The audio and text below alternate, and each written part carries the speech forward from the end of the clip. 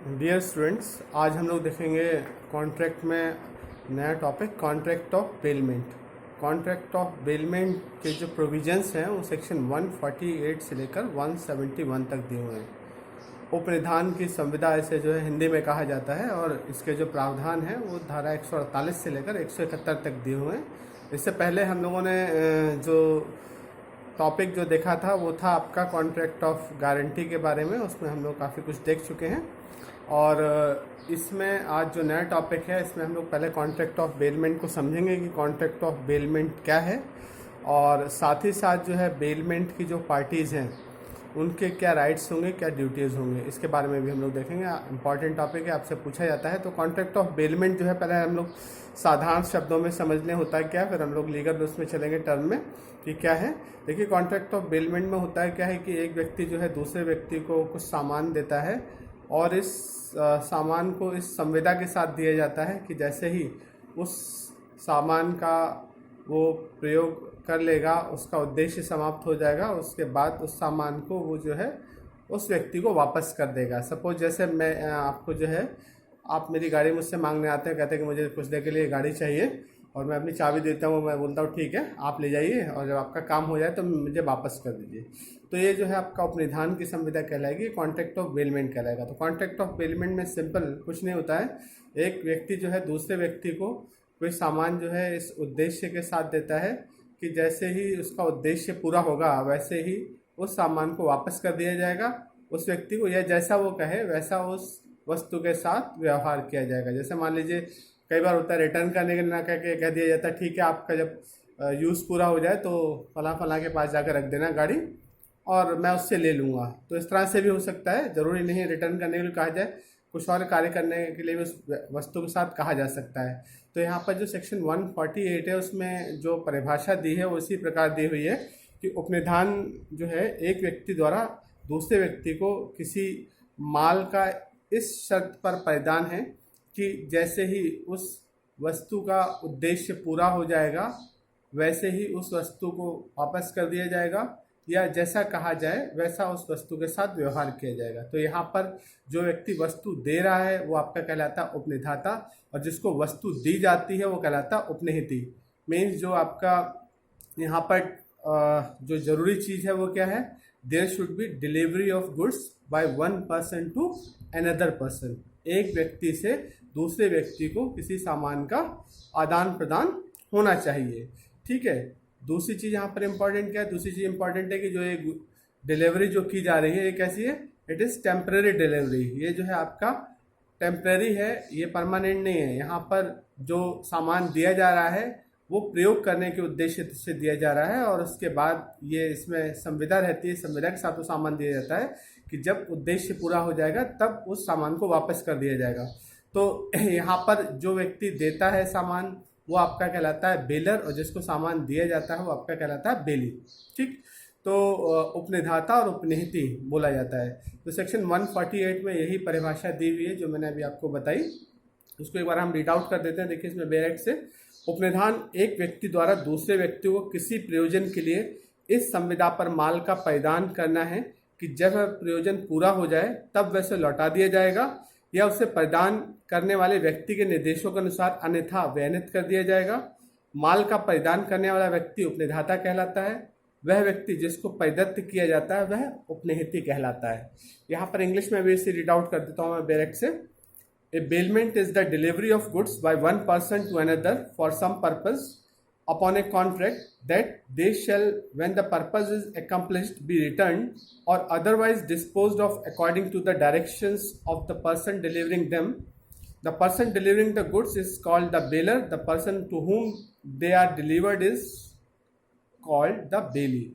तो यहाँ पर बहुत सिंपल सा कहा गया है कि जहाँ इस तरह का कोई कॉन्ट्रैक्ट है किसी वस्तु को लेकर, जहाँ पर वस्तु इस उद्देश्य के साथ दी जाए कि जैसे ही उसका उद्देश्य पूरा हो जाएगा वैसे ही वो वापस कर दी जाएगी, या जैसा कहा जाए वैसा उस वस्तु के साथ में समव्यवहार किया जाएगा। तो ये आपका कॉन्ट्रैक्ट ऑफ बेलमेंट कहलाएगा, उपनिधान की संविदा कहलाएगा। अच्छा, यहाँ पर जब हम लोग बेलमेंट की जब शुरुआत करते हैं, जब आपसे क्वेश्चन आपसे पूछा जाएगा तो डायरेक्ट डेफिनेशन न देके सबसे पहले आप बताएंगे जो बेलमेंट वर्ड जो है ये कहाँ से आया।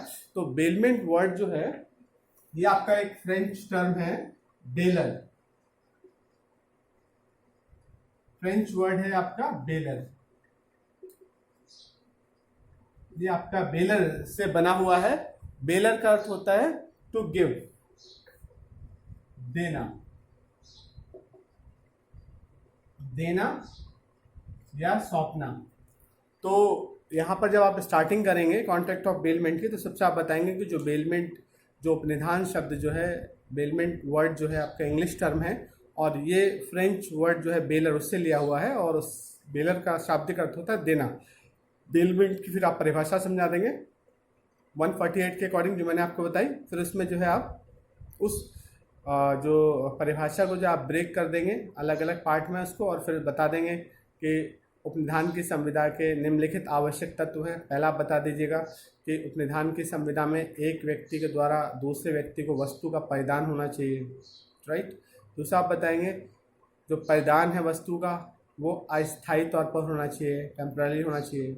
नंबर 3 आप बता देंगे कि जो वस्तु का परिधान होगा वो इस संविदा पर होगा कि जैसे ही उस वस्तु का उद्देश्य पूरा हो जाएगा वैसे ही उस वस्तु को वापस कर दिया जाएगा देने वाले व्यक्ति को, या उसके निर्देशों के अनुसार उस वस्तु के साथ व्यवहार किया जाएगा।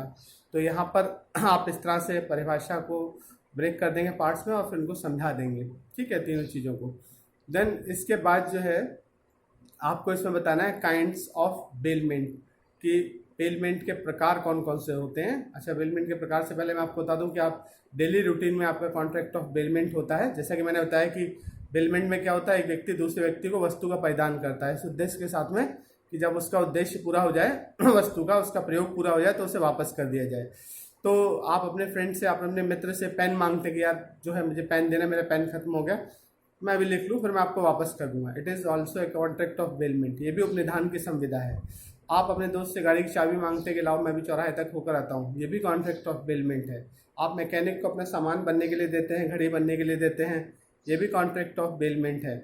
और अगर आप जो है किसी टेलर को कपड़ा डालते हैं बनने के लिए, ये भी जो है कॉन्ट्रैक्ट ऑफ बेलमेंट है। आप जो है कपड़े धुलने के लिए डालते हैं वॉशरमैन के पास, धोबी के पास, तो भी जो है आपका कॉन्ट्रैक्ट ऑफ बेलमेंट है। बहुत सीधा सा है, जहाँ पर आप किसी वस्तु को दूसरे व्यक्ति को दें और इस उद्देश्य के साथ दें कि जब उसका उद्देश्य पूरा हो जाए वस्तु का तो वो जो है उसको वापस कर दी जाए। तो यहाँ पर ये क्या कहलाएगा, ये आपका कॉन्ट्रैक्ट ऑफ बेलमेंट कहलाएगा। तो यहाँ पर जरूरी है कि कब्जे का परिधान एक व्यक्ति से दूसरे व्यक्ति को होना जरूरी है। अगर कब्जे का परिधान नहीं होगा तो वहाँ पर जो है कॉन्ट्रैक्ट ऑफ बेलमेंट उसे नहीं माना जाएगा। इसका एक एग्जाम्पल है, एक लेडी जो है एक सुनार की दुकान पर जाती थी और वहाँ पर जो है अपना जो गोल्ड थी उस पर कुछ काम करवाती थी अपने सामने, उसका गहने वगैरह बनवाती थी, और फिर जब काम शाम को जब समय होने लगता था तो वो जो है अपना सामान उसी में एक बॉक्स में वहाँ पर रख रखा था उसने, वहाँ पर जाके ताला लगाकर एक अलमारी वहाँ बनी हुई थी उसमें जाकर वो रखकर चली जाती है। यहाँ पर होता क्या है कि वो जो सामान है बीच में से निकल जाता है, चोरी हो जाता है। तो यहाँ पर जब बात आई कि जो सामान था उसने जो है ज्वेलर के दुकान पर रख रखा था अपने ताले के अंदर उस लेडी ने, तो क्या कॉन्ट्रैक्ट ऑफ बेलमेंट माना जाएगा? तो यहाँ कहा कि नहीं, ये कॉन्ट्रैक्ट ऑफ बेलमेंट नहीं है, क्योंकि जो पोजीशन था वो उसने ज्वेलर को दिया ही नहीं था, पोजीशन उसके पास ही था, वो हमेशा लॉक लगाकर अपने सामान में आती थी और फिर दूसरे दिन जाकर खुद ही उसको लॉक को खोलती थी। तो यहाँ पर जो है उपनिधान की संविदा नहीं मानी गई। उपनिधान की संविदा में होता है कि कब्जा दे दिया जाए दूसरे व्यक्ति को, तभी जो है उपनिधान की संविदा होगी, अदरवाइज उपनिधान की संविदा नहीं होगी। तो यहाँ जो उपनिधान की संविदा में जो दो पक्ष होते हैं इनका नाम भी आपको बताना होगा, उपनिधाता और उपनिहिती, बेलर और बेली। तो बेलर वो है जो कि सामान दे रहा है और बेली वो है जिसको सामान दिया जाता है। अब हम लोग इसमें बात करेंगे कि जो उपनिधान की संविदा है कितने प्रकार की हो सकती है। तो उपनिधान की संविदा को जो है एक स्कॉलर है उन्होंने जो है बताया कि उपनिधान की संविदा कौन कौन सी हो सकती है, जिसमें सबसे पहला जो है आपका हो सकता है डिपॉजिट। डिपॉजिट मीन्स होता है जमा करना।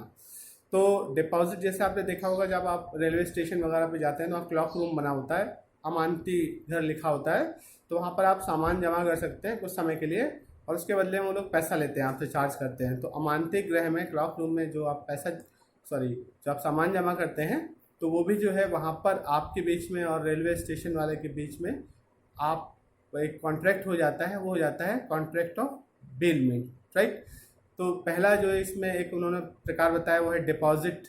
दूसरा आपका होता है कमोडिटियम। कमोडिटियम आपका होता है, हिंदी में बोलते हैं से मंगनी। अगर आपसे कोई जो है सामान मांग कर ले आता है तो वहाँ भी आपके बीच में और दूसरे व्यक्ति जो कि मांग कर ले गया है उसके बीच में एक कॉन्ट्रैक्ट ऑफ बेलमेंट हो जाता है, जिससे बोला जाता है कमोडिटियम, जिसे बोलते हैं मंगनी। आपसे वो सामान ले गया है यहाँ पर, तो दोनों के बीच में आपकी संविदा हो जाएगी, उपनिधान की संविदा कहलाएगी। एक यहाँ पर आपका हो सकता है हायर।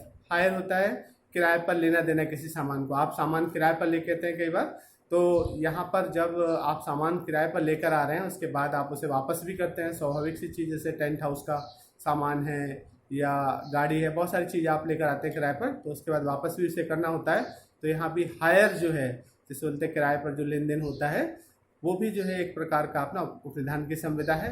और एक और उपनिधान की संविदा का प्रकार हो सकता है, वो है आपका प्लेज, जिसे बोलते हैं गिरवी। गिरवी में क्या होता है कि आप कोई सामान जो है किसी व्यक्ति के पास रख देते हैं और उसके बाद उसमें बदले में पैसा ले लेते हैं।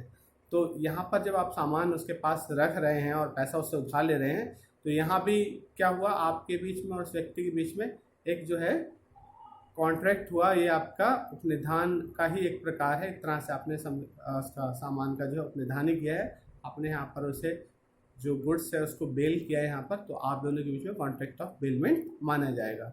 तो ये कुछ प्रकार हैं बेलमेंट के। नेक्स्ट टॉपिक में हम लोग जो है देखेंगे जो उपनिधान की संविदा के जो पक्षकार हैं, बेलर और बेली, उपनिधाता और उपनिधि, इनके क्या अधिकार हैं, क्या दायित्व हैं एक दूसरे के प्रति। आज के लिए इतने रखते हैं। Thank you.